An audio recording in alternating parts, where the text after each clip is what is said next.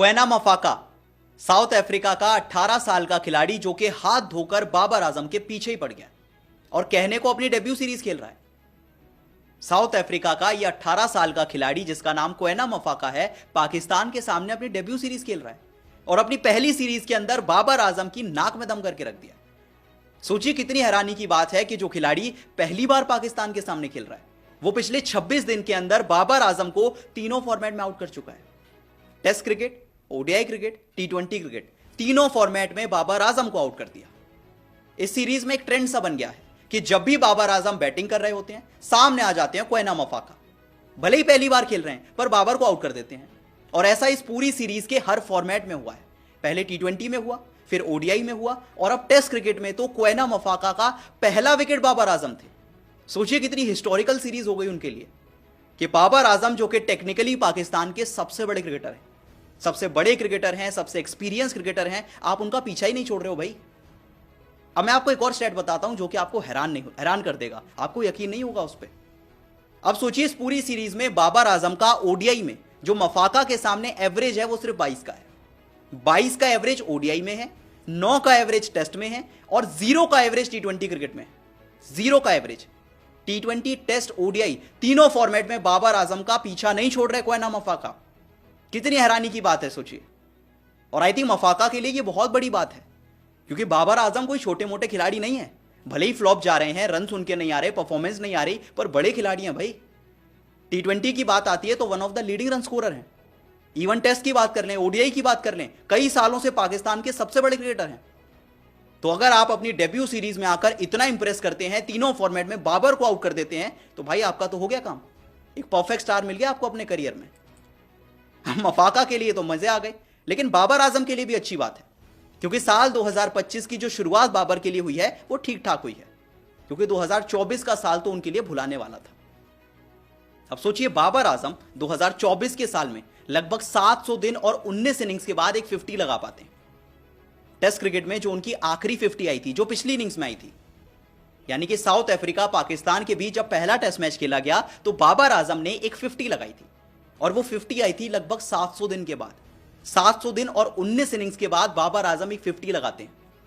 पर इस बार ऐसा नहीं हुआ क्योंकि 2025 में जब बाबर आजम अपना पहला मैच खेलने आए, अपनी पहली इनिंग्स खेलने आए, तो उसी में 50 लगा दी। अब वो अलग बात है कि वो सोच जरूर रहे होंगे कि ये 50 100 में जा सकती थी बड़ी आसानी से। 127 बॉल पे आपने 58 रन बनाए, 7 चौके लगाए, 100 हो सकते थे। ये 58 रन बड़ी आसानी से 100 हो सकते थे क्योंकि बड़े अनफॉर्चुनेट तरीके से आउट हो गए। जिस तरह से वो बैटिंग कर रहे थे, सेट लग रहे थे, आंखें जम चुकी थी, आराम से सारे बॉलर्स को खेल रहे थे। रबाडा को खेल लिया, यानसन को खेल लिया, भाई साहब महाराज को भी खेल लिया था। इतने क्वेना मफाका आ गए जो कि उन्हें परेशान करने आ गए। फिर से पहले ओडीआई में किया, फिर टी20 में किया, अब टेस्ट में भी आउट कर दिया। क्वेना मफाका के टेस्ट करियर का पहला विकेट बाबर आजम बन गए।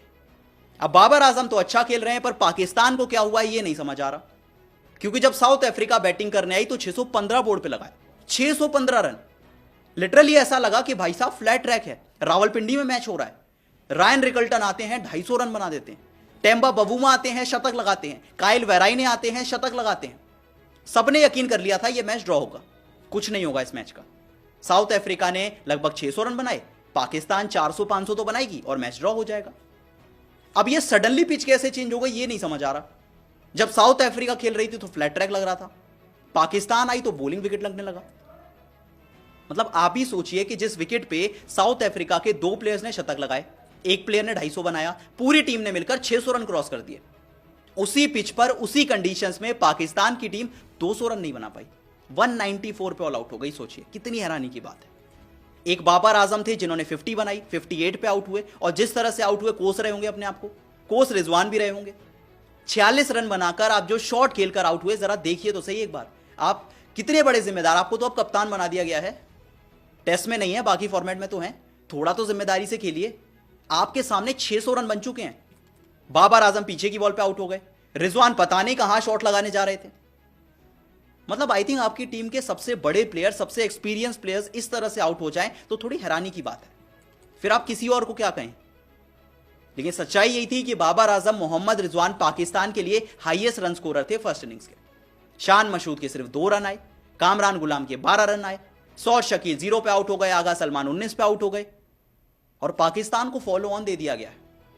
साउथ अफ्रीका टीम ने दोबारा बैटिंग के लिए बुला लिया है उन्हें, और पूरे चांसेस हैं कि पाकिस्तान की टीम इस मैच को हारने वाली है और सीरीज को भी हारने वाली है। ऐसे में आप बताइए, क्या आपको नहीं लगता कि पाकिस्तान की टीम एक बैटिंग विकेट पे बहुत बुरी बैटिंग कर रही है?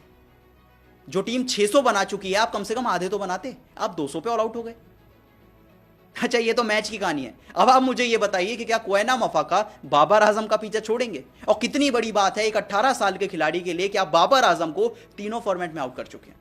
मुझे कमेंट सेक्शन में जरूर बताएं, और वीडियो पसंद आई तो वीडियो को लाइक और शेयर जरूर कर लें।